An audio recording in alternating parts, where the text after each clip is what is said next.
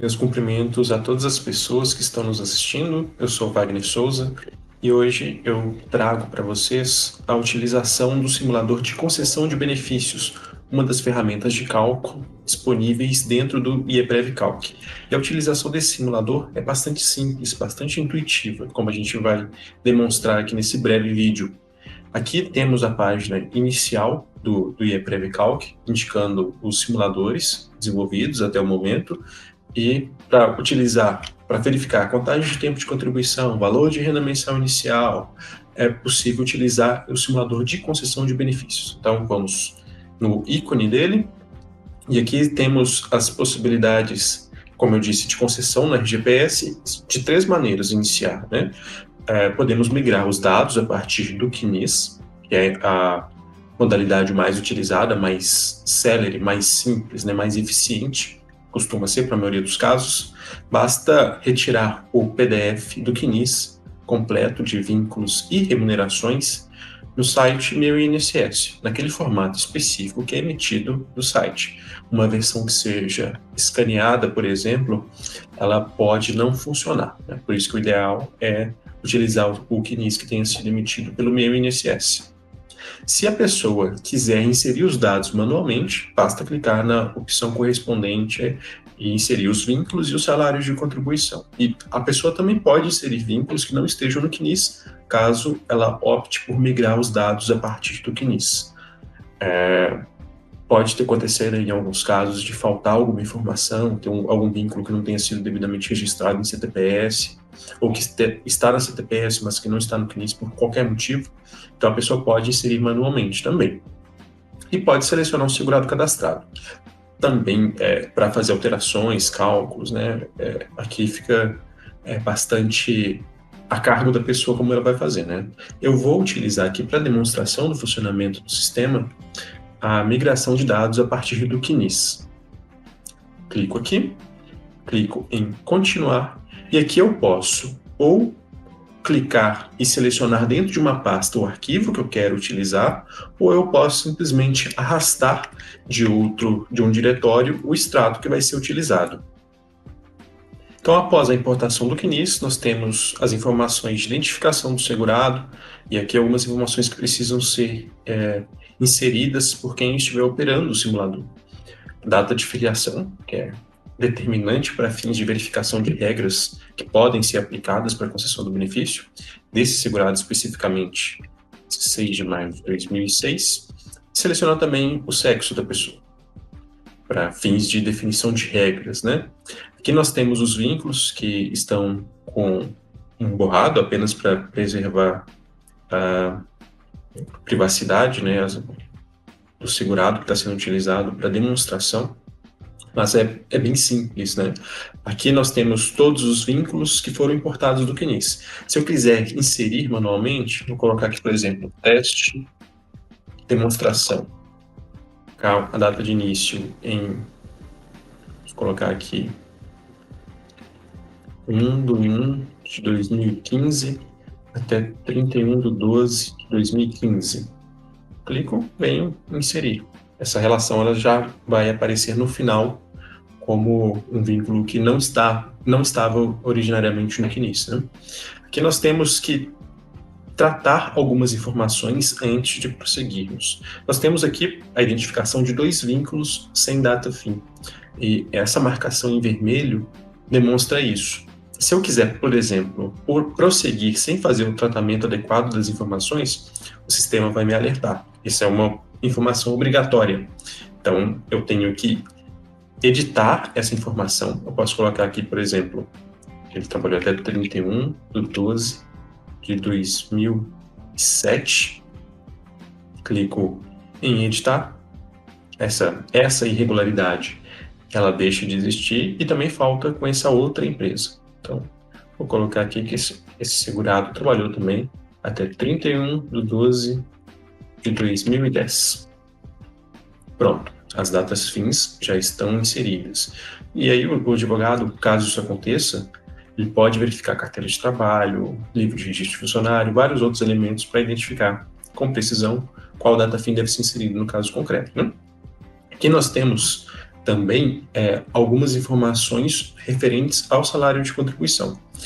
As células, elas podem ser marcadas de vermelho, indicando que algum período de remuneração não está informado no CNIS, não existe nenhum salário para um mês que a princípio seria de contribuição, e se ficar amarelo, quer dizer que existe pelo menos um mês com remuneração inferior ao salário mínimo. Se for para o período anterior à reforma da Previdência, da emenda 103 de 2019, para os contribuintes individuais e segurados facultativos, a utilização de uma base de cálculo inferior ao salário mínimo, né, o salário de contribuição inferior ao salário mínimo, ele leva à desconsideração do período por parte do INSS. Então, isso é uma coisa que precisa ser atentada. Se for o caso, o advogado tem que tratar essa informação. Por exemplo, vou selecionar esse primeiro vínculo com salário vermelho. Temos alguns meses com remuneração inferior ao salário mínimo e outros meses sem remuneração. Eu posso colocar aqui, por exemplo, que de 2 de 2007 a 5 de 2007, o salário foi 1.000, por exemplo.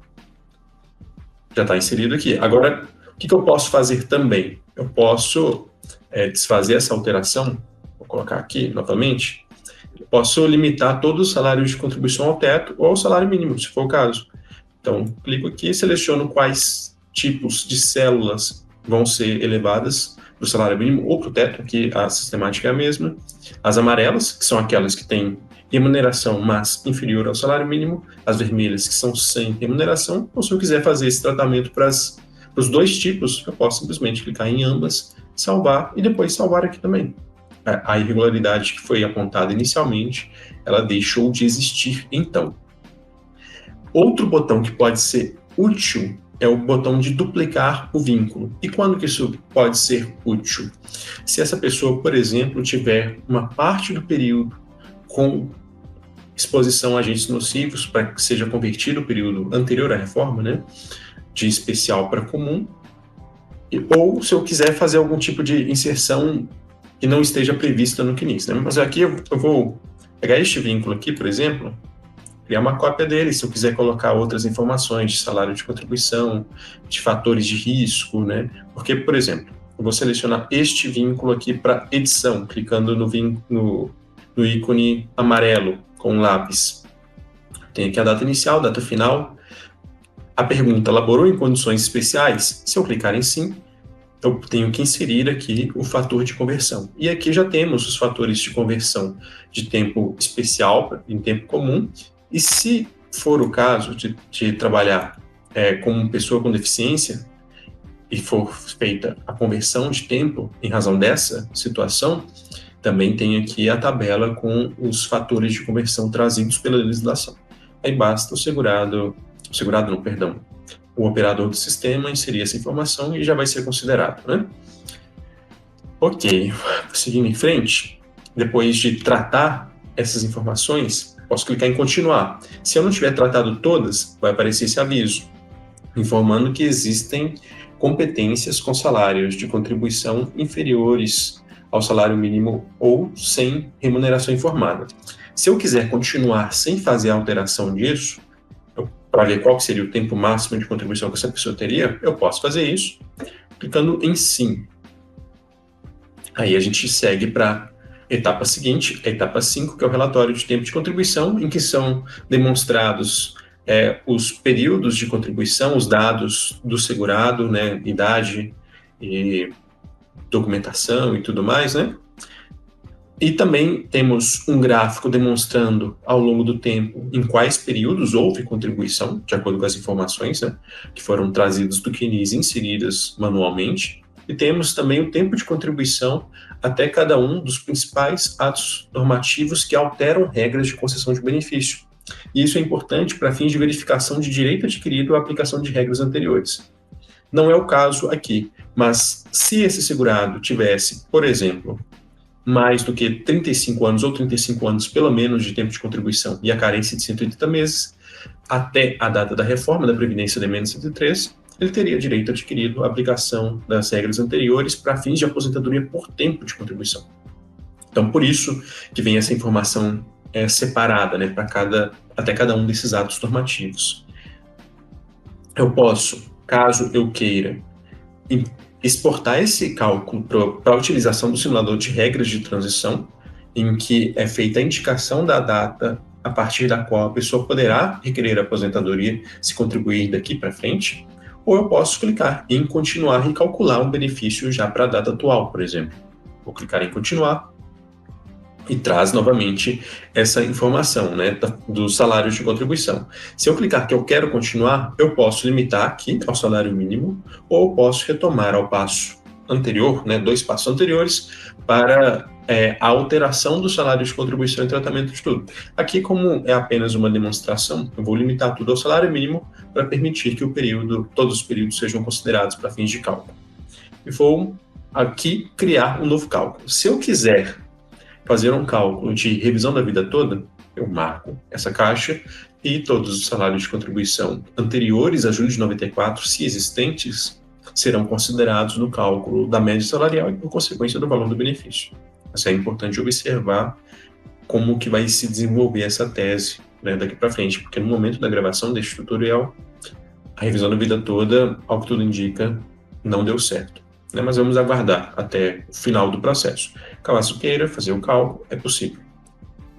Se eu quiser somar valores em razão de atividades concomitantes, somar os salários de contribuição percebidos dentro de um mesmo mês para períodos anteriores à Lei 13.846 de 2019, de junho, né, de 2019, eu posso marcar essa caixa se eu estiver tratando de uma concessão de benefício que seja de data até dia 18 de junho de 2019.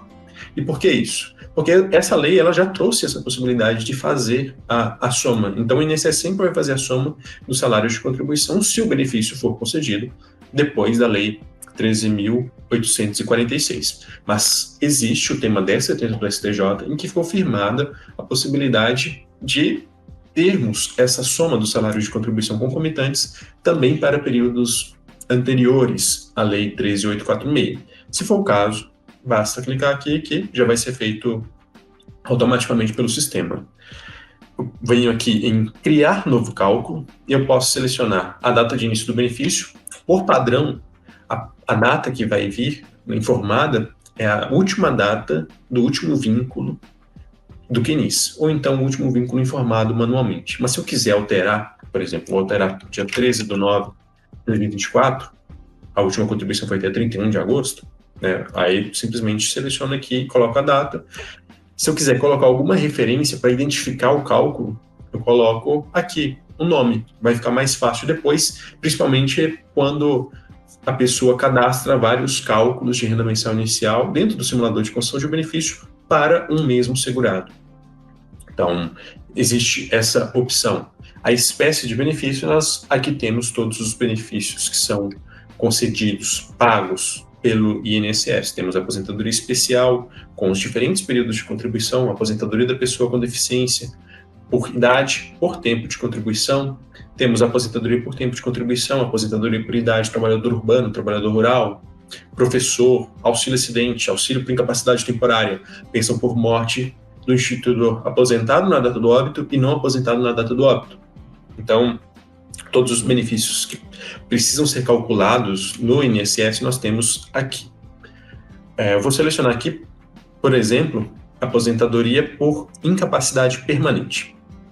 Vai aparecer o tempo total de contribuição, o período de concessão do benefício, que é importante para fins de definição da legislação aplicável.